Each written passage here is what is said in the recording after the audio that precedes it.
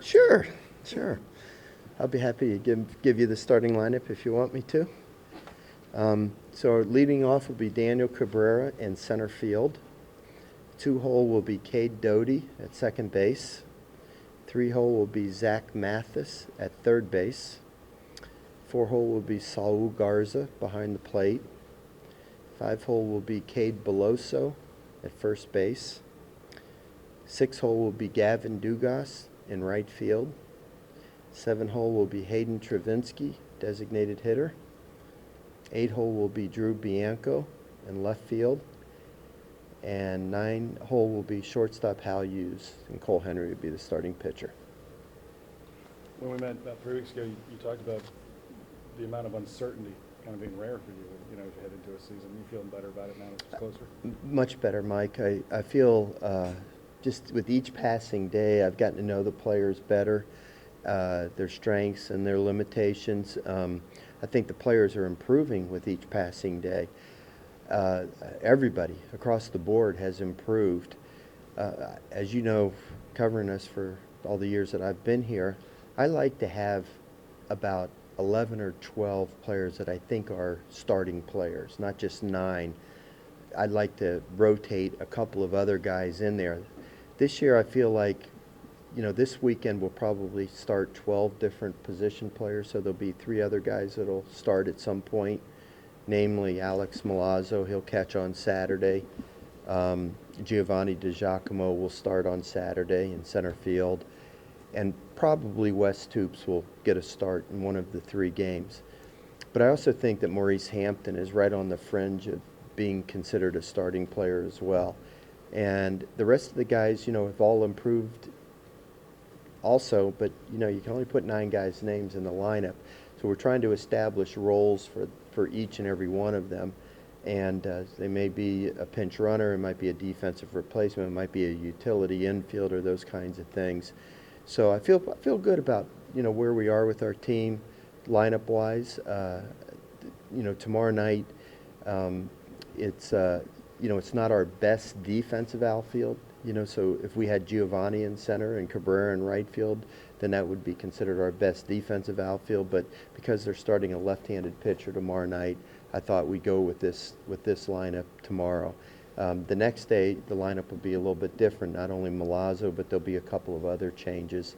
And then Sunday will probably be a different lineup even from that. So we're going to try to, try some different combinations over the first couple of weeks, see if it plays out the way that I think it will play out, and then we'll go from there. Wes Toops is a name that I've heard a lot since we talked with you today. Where's he come on? Yeah, so Wes he's a young man from Edie White High School in Thibodaux.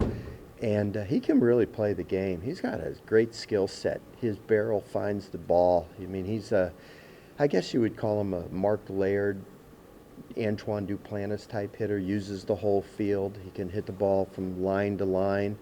It doesn't have a lot of power, so maybe it's more of a comparison to Mark Laird than it would be Antoine, because Antoine hit 12 home runs last year. But he's, he can run well. He's a good outfielder. And I'll tell you, if he hadn't gotten nicked up a little bit during fall practice, one day he'd pull a calf muscle and be out a week. Another day he'd pull another calf muscle, be out another week. Then he sprained his ankle, was out 2 weeks. If he'd have played every day, he might have won a starting job by now. But he's just right there on the fringe, and he could play any of the outfield positions. But we're going to go with Drew Bianco tomorrow night. But the next day it might be Wes Toops or. I'm not sure 100%. But he'll be starting a game sometime in the near future. Your arm's getting tired? Yeah. Better hit the weight bench. Yeah, you're right. I'm out of season. Pitching plan staying the same, and I guess just your confidence. Yeah, How you want to approach that?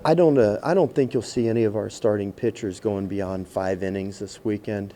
I guess there's an outside chance, maybe 6, if their pitch count is very much under control. I think we're probably talking about a 75 pitch limit on any of the starters, but they may not even get to that. I look more at, how long a specific inning may be. If a guy has a 25 to 30 pitch inning, he may not go to 75 pitches. It's a long season. It's the first weekend. We want to win every game, but at the same time, we need to do what we can do to keep everybody healthy. So if you're going to if you're planning on your 3 starting pitchers pitching 5 innings maximum, it might be 4, then the math tells you you're going to have to use a lot of guys out of the bullpen. And so we're gonna probably use a dozen pitchers or so this weekend, and everybody's going to be getting chances, and hopefully a lot of guys are going to step up and do well for us. It's such a difference from what you've had the last couple of years. Have you almost had to coach yourself into how you want to approach the bullpen? And I mean, you didn't have that luxury before. You kind of had to ride some guys, and now you can make moves whenever you want. Well, it's not. I don't know that it's that clear cut, Mike. By the way, does anybody else have a question besides Cobble? You know, I have a lot of confidence in the guys in our bullpen. Some of them are veterans. You know, when you start talking about Mikhail Hilliard and Trent Fittmeyer and Matthew Beck, you know, those kind of guys, they've been around. So I know what we can expect out of them. The wild cards are the ones I'm real excited about. You know, Nick Storrs, Jaden Hill. We know Devin Font, know what he's going to do, and hopefully he'll have a chance to close a game or two this weekend. But you know, I think the way these guys have thrown in the inter-squad games has been outstanding. And if they continue to, like we said, be healthy and continue to pitch like they have been, then I think we have a chance to have the makings of a pretty good pitching staff. What will the plan be for Jaden Hill this weekend? Jaden, I'm going to probably wait till Saturday with Jaden, and hopefully he'll pitch the last 2 innings of the game. Hopefully we'll be in a position to win the game, but regardless, he'll pitch, you know, at the end of the game on Saturday, 8th and 9th innings, hopefully. If his pitch count stays within reason after the 8th inning. Opening night is special. Obviously, you see some things you don't normally see, like students seem to line up like hours before to get into that first game of the year and everything. Just what makes it special, and then to put guys out there in front of 12,000 fans who have never done that before. Truthfully, I was a little worried this year. You know, after this unbelievable football season, I was afraid that the interest in baseball was going to be down a little bit because everybody was still going to be kind of intoxicated from the football season, not literally, but figuratively. You know, you know, it was such a great season, and the season went so long that, you know, usually people are counting down the days till baseball season begins, but I kind of sensed that everybody was still basking in the glow of football. But as we've gotten closer to the start of the season, I can start to sense the excitement. You know, wherever I go, to a restaurant or down, you know, walk the streets, whatever, people are coming up to me and telling me how excited they are about baseball season. And so I'm sure there's going to be, if it wasn't for this, you know, cold weather tomorrow night, I have no doubt we would have had 11,500, 12,000 people here. I don't know what it'll be like now because of the weather, but it seems like that even if they come for the first 4 or 5 innings and leave, they want to be there on opening night. You know, there's just something special, Jacques. It's hard to really define why opening night is so exciting and so unique. It's the same way in the major leagues. You know, opening day just seems to have some special feeling about it. Everybody's hopes are so high, and everybody believes that this is going to be their year. And for me, it causes a lot of anxiety just because you haven't played against another team since last June, and you believe you know what your team is capable of, but everything has been centered around your own team. You know, figuring out who should play, teaching them, you know, getting the whole game etiquette down, and then all of a sudden there's a team shows up in red uniforms tomorrow. So this week has been more like shifting our mindset from our own preparation to realizing that we're playing somebody else and getting fired up to play a really great team. And make no mistake about it, we're playing a great team this weekend, an SEC caliber team. They were the defending Big Ten champions. I think they were leading the nation in home runs until I think maybe Vanderbilt might have passed them with their run into World Series. They did amazing things last year. Remember, Michigan played in the finals of the World Series. Indiana went to Ann Arbor and beat them 2 out of 3 last year. So you don't do that unless you have a very talented team. And they've got enough guys back from last year's team, and they've restocked with some really good players that I know about. So we've got our hands full this weekend. It's going to be a great series. It's going to challenge our team right out of the gate, and we're going to find out pretty quickly whether or not we got what it takes to compete. What did Travinsky and Doty do to earn starting spots? They hit really well.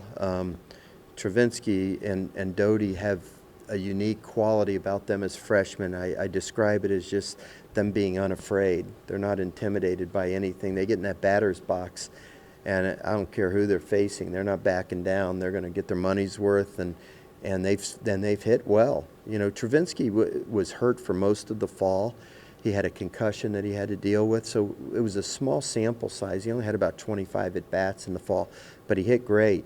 So I was really anxious to see what he would do when we came back out in the spring, and he's just picked up where he was in the fall. He's a powerful, powerful guy. If he makes enough contact, you know, he's going to make something happen really, really well. And Doty is just more, Doty's not so much a power hitter as much as he's a line drive hitter, but he can use the whole field. He uses the whole field. He's a good hit and run guy. He just swings the bat really well. You know, Cade's got a ways to go with his defense, and hopefully, you know, he'll play good enough defense, serviceable enough defense for us that he'll knock in more than he'll give up, if you know what I mean. What has Mo done, I guess, to now be on the fringe of the starting lineup, and how far away is he? Well, first of all, Brian, let me make it clear that Mo is his father, and he would like to be go by Maurice, okay? That's how he told me. Mo's my dad. I like to be called Maurice. So anyway, Maurice is getting better every day. You know, he's such a great athlete, and he's got such a dedicated attitude. He works as hard as anybody. And, you know, the hitting is the most difficult adjustment that a youngster has to make. And, you know, he didn't get many hits in the inter-squad games, if you consider one, not many, okay? He got a hit in his last scrimmage after, you know, striking out about half the time. But when he made contact, that you could see it was starting to, you know, he's starting to make more solid contact when he did make contact. And then finally, the last scrimmage game, he had a missile right up the middle for a single, stole second and third. I mean, he's an exciting player. He made a great catch in the inter-squad game as well. So I don't know if Maurice will start a game this weekend. I'd like to get him into the games in some capacity, and I'd like to start him maybe a game in the middle of the week and see what he's ready to do. But I feel like he's improving a little bit more each day. The decision to go with Daniel at center, is that something that you make use of sticking? No, it won't. In fact, the next day Daniel will be in right field and Gio will be in center field. But I wanted to try to keep both Dugas and Doty in the lineup against the left-handed starting pitcher, and this was one way to do it. Dugas has made himself into a good right fielder. He worked out there all fall, and Daniel worked in center field all fall. Daniel just doesn't have the pure foot speed that Giovanni or Hampton have. Hampton's not quite ready to start a game, and because the lefty is pitching tomorrow night, I just figured we'd go with it this way for tomorrow night. But after that, I think you'll probably see Giovanni in center and Daniel back in right field. But it's something that is always an option and a possibility. Anything else? What do you expect for tomorrow's season opener? What do I expect? Well, I expect it to be cold, number one, with a northeast wind coming in. So I don't know if we're going to see, you know, much in the way of home runs tomorrow night. But what I really hope to see first, number one, is for Cole Henry to go out and establish himself as our Friday night number one starter that can dominate a game. He won't be out there for more than half of the game, but or barely half of the. If we play 9 innings, half is 4.5 innings. He's not going to pitch 4.5 innings. 5 innings maximum. Sorry, all you teachers that are watching this out there. You know, I just want to see him go out there and throw strikes and be that guy that just has the aura about himself that he's a quality Friday night starter and the ace of your staff. Number two, I just want to see our guys go out and play good, loose baseball, play fundamentally sound, make the plays. I want to see us swing the bats against a crafty left-hander, which is always a tough draw in the opening game.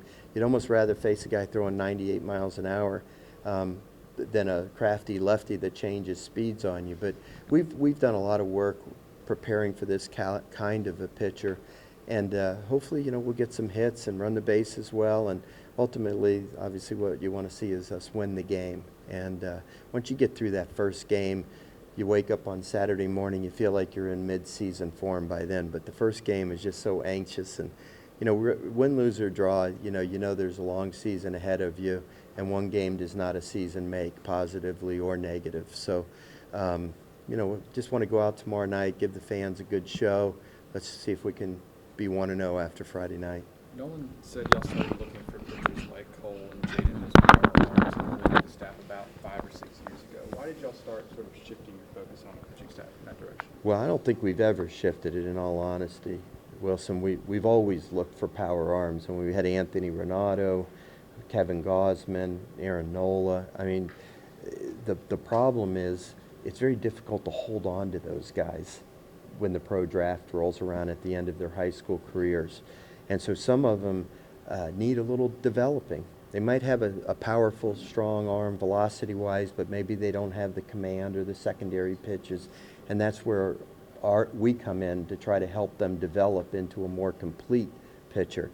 But if all factors are considered equal, you have two pitchers that command 3 pitches and do a lot of things that it takes to win. The guy that throws the ball harder is going to be more effective than the guy that doesn't throw as hard. And so you're always looking for big, strong arms and see if you can develop them. Some of them have developed through the years into great pitchers. Some of them haven't fulfilled the potential that we may have seen for them. And several of them have signed professionally before they ever came to school here. So, sometimes you just got to get a little lucky and hold on to those guys. But this is just the nature of the business. So the big leagues are looking for the big, strong, powerful arms as well. And sometimes money talks, and they end up not coming to school.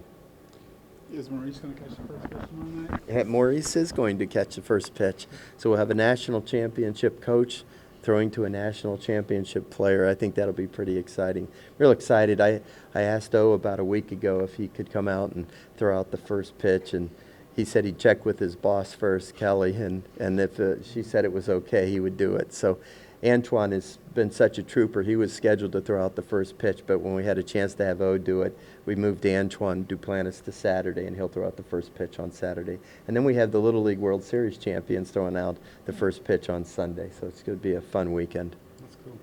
You may have more football players than ever this year throwing out first pitches, or What do you mean? like different guys from the LSU football team throwing out first pitches. We haven't really discussed it, Jacques, but it's a good idea. I'll send that to the people that make those decisions. Quarterback would be Joe popular. Burrow, yeah. You think? Is he in town? Pro day, he'll be here. Might have to move Duplantis to Sunday. When is pro day? Early April. Oh, early April. Yeah, maybe he'll come around. We'll see. You got time. Anybody else?